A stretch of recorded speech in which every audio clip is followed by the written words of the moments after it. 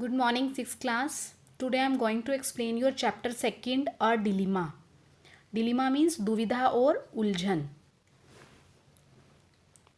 This is a story of a boy who is passionate about music and his goal is to win a scholarship to study in an international music academy. Read the story to know how he achieves his ambition. ये कहानी एक ऐसे लड़के की है जिसका जुनून अपने म्यूज़िक को लेकर था और उसका जो एम्बिशन था लाइफ का गोल था, उसका जो मोटिव था, वो एक इंटरनेशनल म्यूज़िक एकेडमी में स्कॉलरशिप को जीतना था। इस स्टोरी को पढ़ते हैं और देखते हैं कि उस बच्चे ने अपना गोल कैसे अचीव किया। Amber jumped down from the school bus and rushed towards the house. These wretched extra classes. It is already 4 o'clock and at 5:30 Dad will be back from office. I have hardly an hour to practice, he muttered. With such little practice, I should forget about participating in the competition. उस boy का नाम अंबर था। अंबर अपनी school bus से नीचे उतरता है और अपने घर की तरफ भागता है। ये सीन बड़ा अनप्लीजेंट सा होता है।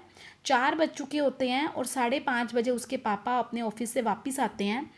आई have hardly an hour to practise. वो सोचता है कि मेरे पास सिर्फ 1 घंटा है प्रैक्टिस करने के लिए और इस थोड़ी सी प्रैक्टिस से ही वो अपने कंपटीशन में पार्टिसिपेट कर लेगा। He reached the house in 5 minutes and press the bell impatiently as he waited for his mother to open the door. वो 5 मिनट में अपने घर पहुंचता है और डोर बेल को इम्पेशेंटली का मतलब बिना पेशेंट होता है कि थोड़ा सा अपने अंदर पेशेंस रखना, लेकिन इम्पेशेंट होता है जब आपको किसी चीज़ की कोई वेट ना हो।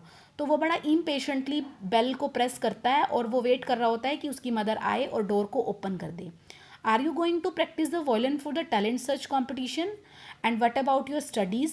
Your class 12th board examinations are around the corner and then there are all those entrance test, his mother started saying. उसकी मदर ने उनसे क्वेश्चन करने शुरू किए कि क्या तुम टैलेंट सर्च कंपटीशन में वॉयलिन की प्रैक्टिस करने के लिए जा रहे हो, तो तुम्हारी स्टडीज़ का क्या होगा?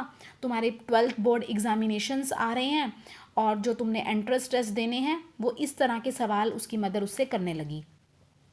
Oh ma, I am studying for them. I am telling you ma that I will do it very well in the board examination.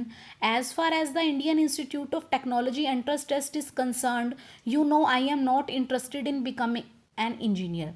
वो अपनी मदर के प्रश्नों का उत्तर देता है और बोलता है कि ओ माँ, मैं स्टडी कर रहा हूँ, मैं तुम्हें बता रहा हूँ कि मैं अपने बोर्ड एग्जामिनेशन में बहुत अच्छा करूँगा और इंडियन इंस्टीट्यूट ऑफ टेक्नोलॉजी में एंट्रेंस टेस्ट भी दूंगा और तुम जानती हो कि मैं इंजीनियर बनने में इंटरेस्टेड नहीं हूँ।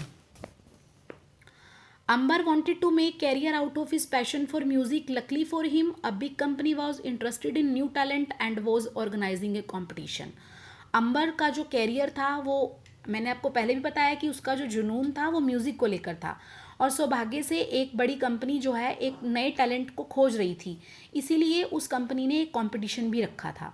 The first prize was a scholarship to study music abroad in a world renowned music academy. Ambar was keen to win this scholarship और फर्स्ट प्राइज़ क्या था कि एक अब्रोड की म्यूज़िक अकेडमी में स्टडी करना, और अंबर जो है वो इस स्कॉलरशिप को जीतना चाहता था।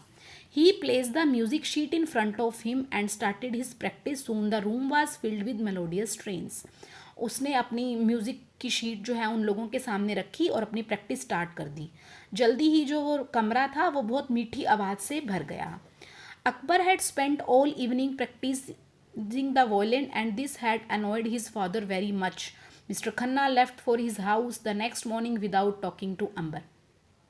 अंबर ने अपनी सारी शाम वोयलिन बजाने में प्रैक्टिस की और उसके फादर जो थे वो उससे खुश नहीं थे, वो उससे नाराज़ थे। तो जो उसके फादर थे मिस्टर खन्ना, उन्होंने नेक्स्ट मॉर्निंग अगली सुबह अपने ऑफिस चले गए बिना अंबर से बात किए। Amber was very tense but practiced his violin the whole day. Around 4 o'clock, Amber got ready to go to the Sirifort auditorium where the competition was being held. He came out of his room. अंबर जो है बहुत tense था, बहुत थोड़ा सा परेशान था, लेकिन उसने अपनी वॉयलिन की प्रैक्टिस की पूरा दिन और 4 बजे अंबर जो है वो सीरी फोर्ट ऑडिटोरियम में जाने के लिए तैयार हो गया जहाँ पर उसका कंपटीशन होना था।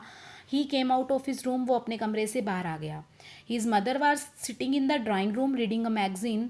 उसकी मदर जो है कमरे में एक मैगजीन पढ़ रही थी। Ambar took her blessings and said I am going माँ, best of luck dear, his mother wished him. Ambar ने अपनी माता से आशीर्वाद दिया और कहा कि मैं जा रहा हूँ। उसकी मदर ने उसे बेस्ट ऑफ लक कहा। Ambar waited hoping that his mother would go with him. Ambar ने इंतज़ार किया, वो सोच रहा था कि उसकी मदर जो है उसके साथ जाएंगी। When she made no move to do so he hesitated and said, माँ come if you can even for a little while. जब उसकी मदर उसके साथ नहीं जा रही थी, उन्होंने कोई मूव नहीं किया, तो वो बड़ा हेजिटेट हुआ और उसने अपनी माँ को कहा, माँ अगर तुम चाहो तो मेरे साथ कुछ दूर तक चल सकती हो। I suppose it too much to hope that dad will come. तो उसकी माँ ने रिप्लाई किया कि मैं ऐसा कर सकती थी, लेकिन होप दैट डैड विल कम, तुम्हारे डैड आ जाएंगे। Anyway if you can come it will make me very happy. फिर भी वो अंबर अपनी माँ को रिप्लाई देता है कि अगर तुम आओ तो मुझे बहुत खुशी होगी। He open the door and went out without a backward glans.